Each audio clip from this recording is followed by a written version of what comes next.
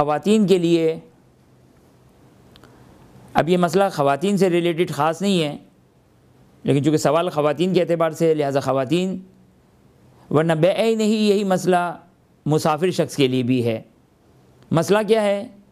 मसला ये है कि ख़ातून के लिए जो उसके हर महीने की मखसूस अय्याम हैं उसमें दिनों की काउंटिंग किस तरह की जाएगी। इसी तरह ये मसला मुसाफिर के लिए भी पेश आता है। जब इंसान किसी मकाम पे सफ़र करके जाता है तो अगर उसने 10 दिन रहने का इरादा किया है तो फिर उस सूरत में वो अपनी नमाज भी पूरी पढ़ेगा और रोज़े भी रखेगा। तो अब ये 10 दिन की काउंटिंग किस तरह होगी?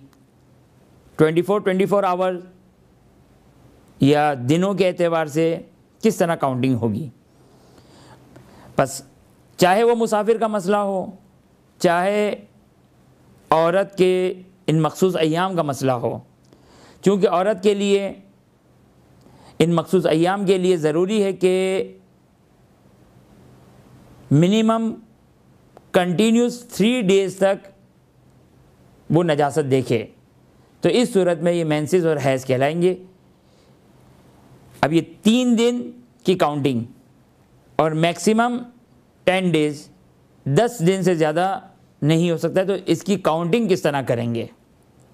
अब ज़ाहिर है इसकी मिसालें तो बहुत सारी बनेगी, लेकिन सिर्फ 2 मिसाल, क्योंकि 2 डिफरेंट कैलकुलेशन हैं, लिहाजा 2 मिसाल के ज़रिए से इस मसले को वाज़ेह किया जाएगा।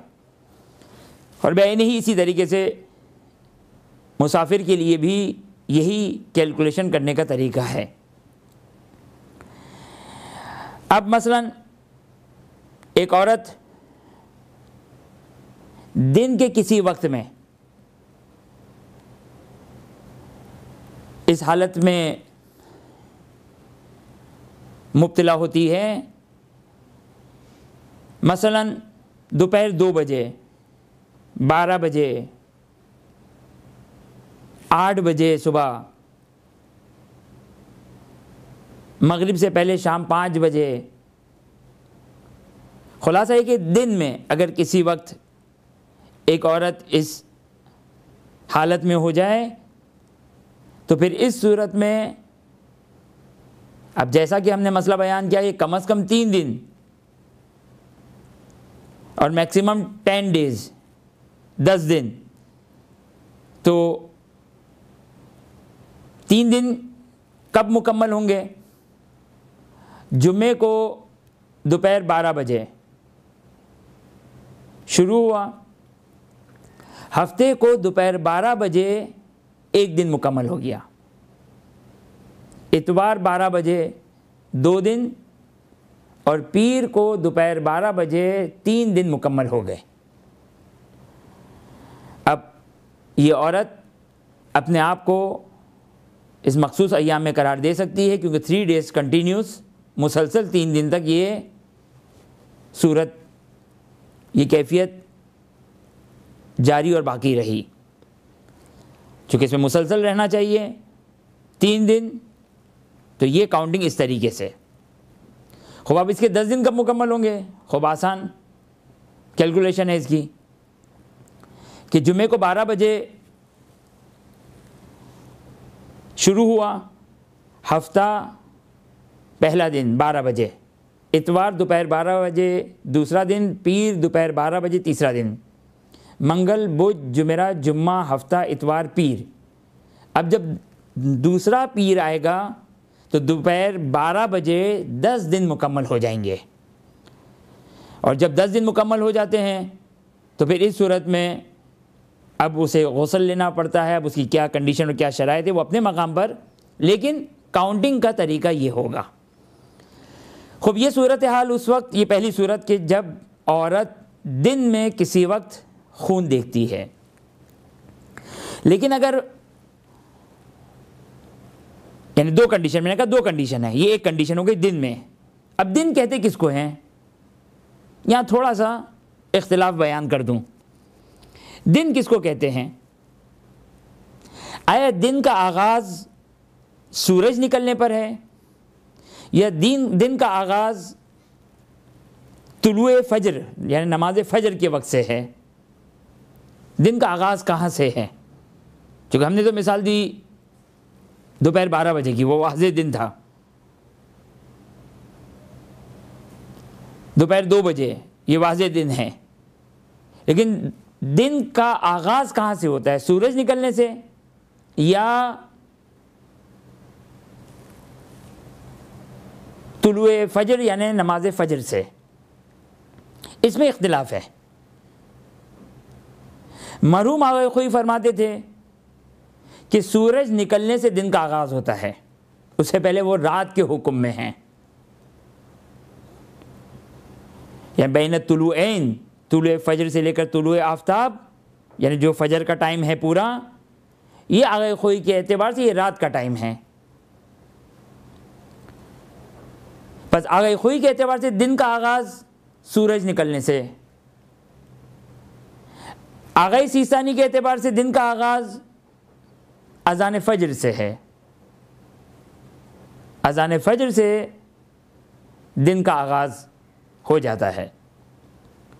और मरहूम आगा खुमैनी वो फरमाते कि एहतियात की जाए। अब ये एहतियात फ़िलहाल इस मसले को एहतियात के उन्वान से इसको बयान करना बहुत ज़्यादा तवील गुफ्तगू हो जाएगी, लेकिन इन शॉर्ट ये कि आगे खुमैनी ये फरमाते हैं कि बैन तुलुऐन ये डाउटफुल है हमारे लिए, नहीं मालूम क्या यह रात है ये जिस तरह आखोई कहते हैं, या दिन है जिस तरह आगे सीसानी कहते हैं। लिहाजा एहतियात वाजिब लगाते हैं वो।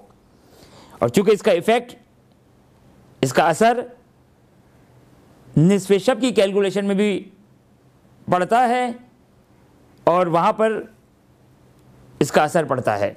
बहरहाल एहतियात वाजिब है। इस मसले में उनके मुक़ल्लिदीन रुजू कर सकते हैं और रुजू करने की गुंजाइश है। वो किसी एक मसलक वाले फ़क़ीह के जो उनके नज़दीक फ़ल-आलम उसमें वो रुजू करके इस मसले को हल कर सकते हैं। लिहाजा फ़िलहाल हम खुमैनी की जो एहतियात है उसको छोड़ते हुए, अगर दिन में औरत खून देखे तो अब दिन का मतलब क्या हुआ? दिन का मतलब आगे खुई के लिहाज से सूरज निकलने के बाद और आगे सीसानी के लिहाज से तुले फजर के बाद। खूब, ये एक कैलकुलेशन और एक हिसाब अगर दिन में देखें। अगर दिन में ना देखें, रात में देखें, अब रात कब से शुरू होती है? अब ये यानी अब मसला ये इतना पेचीदा है इस उन्वान से कि दिन में भी इख्तिलाफ है, रात में भी इख्तिलाफ है कि रात का आगाज़ कहाँ से है। अब हाँ, रात का आगाज़ इख्तिलाफ है। आगे खुमैनी के लिहाज से रात का आगाज़ वही जहाँ पे जब नमाज मगरिब का वक्त, जिसको हम कहते हैं मगरिब शरई, अहले सुन्नत की अज़ान के तकरीबन 10 से 12 मिनट के बाद वो रात का आगाज़ है। लेकिन आगे खुई और आगे सीसानी के लिहाज से रात का आगाज़ इश्काल है। इश्काल है का मतलब क्या है?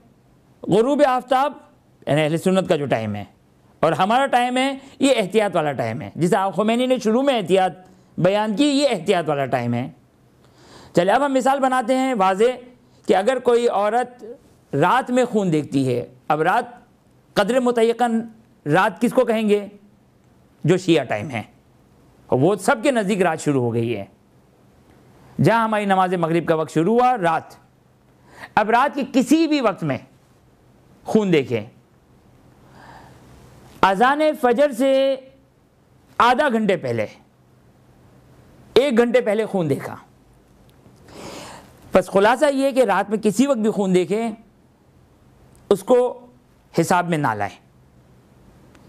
अब 3 दिन काउंट करने हैं। अब हम यही मिसाल जुम्मे के 12 बजे वाली जो हमने मिसाल दी थी, इसी मिसाल को आगे बढ़ाते हुए कि मिसाल के तौर पर एक औरत को शब जुमा अज़ान फ़जर से 1 घंटे पहले ये सूरत हाल पेश आई उसके लिए अब यहां पर 24 घंटे की कैलकुलेशन नहीं होगी, बल्कि अब कैलकुलेशन क्या होगी, अब कैलकुलेशन ये होगी कि अब जो जुमे का दिन का आगाज होगा, जुमे के दिन का आगाज कब से होगा, आगाही सीस्तानी के लिहाज से अजान फजर से, आगाही खुई के लिहाज से सूरज निकलने से, और आखिर के लिहाज से वो एहतियात वाला। जब से भी जुम्मे के दिन का आगाज होगा, ये एक दिन कब मुकम्मल होगा, अजान मगरिब पर एक दिन मुकम्मल हो गया। अब वो दोबारा पूरी रात को दोबारा काउंट नहीं करनी है, ये एक दिन अजान मगरिब पे, यानी जुमे के दिन की जहां अजान मगरिब हुई एक दिन कंप्लीट हो गया। हफ्ता अजान मगरिब पे 2 दिन कंप्लीट, और इतवार अजान मगरिब पे 3 दिन कंप्लीट। अब टेक्निकली देखा जाए तो 24 घंटे करके 72 घंटे नहीं बने हैं, क्योंकि फ़र्ज़ ये है कि अजान फजर से 1 घंटे पहले खून स्टार्ट हुआ था। बस अगर दिन में अगर शुरू हो तो कैलकुलेशन 24 आवर्स की होगी, 24 घंटे के हिसाब से होगी, और अगर रात में आगाज़ हो तो फिर इसकी काउंटिंग और इसका हिसाब दिन से इसका आगाज़ होगा। अजान मगरिब पे 1 दिन, दूसरे दिन की अजान मगरिब पे 2 दिन, और तीसरे दिन की अजान मगरिब पे 3 दिन। इसका मतलब ये नहीं कि फ़कत दिनों में ही आए, नहीं, रातों में भी आना ज़रूरी है। 3 कंटिन्यूस दिन में औरत अपनी इस कैफियत को देखती रहे, अपनी सूरत हाल पे बाकी रहे, कंटिन्यूस 3 डेज़ के बीच में भी वो कहीं पाक ना हो, लिहाजा बीच के जो रातें हैं उसमें भी आना ज़रूरी है। लेकिन जहाँ 3 डेज़ कंप्लीट हुए अजान मगरिब पे, ये उसका मेंसेस बन जाएगा, ये उसका हैज़ बन जाएगा, और अब यहाँ पर ज़रूरी नहीं कि बाद वाली रात में आए, बल्कि ना भी आए तो भी ये औरत इस अपने मखसूस अय्याम वाली कहलाएगी, और इसको नमाज और इबादतों को तर्क करना होगा।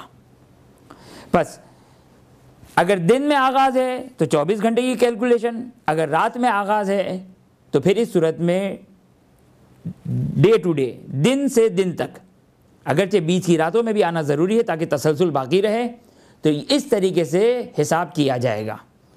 खूब ज़िमनी तौर पर यह भी बात हमारे लिए वाज़ेह हो गई कि अगर हम मुसाफिर हुए और 10 दिन का इरादा करते हैं कहीं किसी मकाम पर, मसलन एक शख्स अपने